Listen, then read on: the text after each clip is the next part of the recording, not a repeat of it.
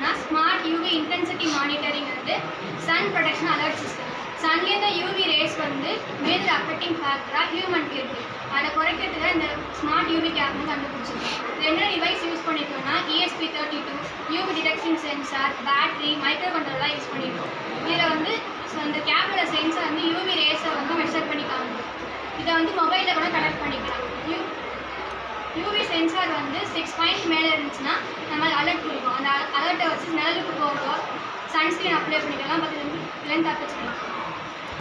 இது வந்து ஒரு வெப்சைட்டு. இதில் வந்து உங்களோட நேமு, ஏஜ், அப்புறம் நம்மளுடைய டிஸ்ட்ரிக்ட் நேம், நீங்கள் எந்த டிஸ்ட்ரிக்டில் இருக்கீங்களோ அந்த டிஸ்ட்ரிக்டை நீங்கள் கிளிக் பண்ணிவிட்டு ஸ்கின் டைப்பை நீங்கள் வந்து சொன்னீங்க அப்படின்னா நம்ம சேஃபான இடத்துல இருக்கோமா இல்லையாங்கிறத அதில் சென்சார் பஸர் வந்து காட்டும்.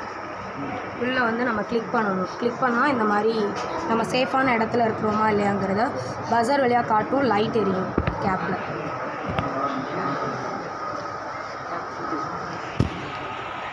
வந்து யாராவது யூஸ் ஆகுதுன்னா வெயிலில் வேலை பார்க்குறவங்களுக்கு, ரயில்வே ஸ்டேஷனில் வேலை பார்க்குறவங்களுக்கு, ரோடு போடுறவங்களுக்கு, கன்ஸ்ட்ரக்ஷனில் வேலை பார்க்குறவங்கலாம் நிறைய யூஸ் ஆகுது. அதேமாதிரி பார்த்திங்கன்னா அது வந்து என்ன அலர்ட் பண்ணணும்னா நம்ம அந்த கேப் நம்ம போட்டிருக்க முடியுது. அந்த லைட்டு மூலயமாவோ இல்லை நமக்கு அந்த வெயில் வந்து ஒத்துக்கலைன்னா வேறு லைட்டு மூலயமாவோ நமக்கு வந்து இண்டிகேட் பண்ணணும். அதே மாதிரி நம்ம ஸ்கின்னுக்கு வந்து ஒத்துக்கலைன்னா நம்ம வெயிலில் இருக்கக்கூடாது, நம்ம நிழலுக்கு போகணுங்கிறத நோட்டிஃபிகேஷன் பண்ணணும். எது மூலயமா பண்ணணும்னா நம்ம ஃபோன் மூலயமா பண்ணணும். அதுக்கப்புறம் பார்த்திங்கன்னா வெளியிலேருந்து டூரிஸ்ட் எல்லாம் வந்து ஒவ்வொரு ஊருக்குலாம் வருவாங்க. அவங்க வந்து சில பேருக்கு வந்து ஸ்கின்னு வந்து ஒத்துக்காத போது என்ன பண்ணணும்னா அந்த கேப் அவங்க யூஸ் பண்ணும்போது அவங்களுக்கு ரொம்ப யூஸ்ஃபுல்லாக இருக்கும்.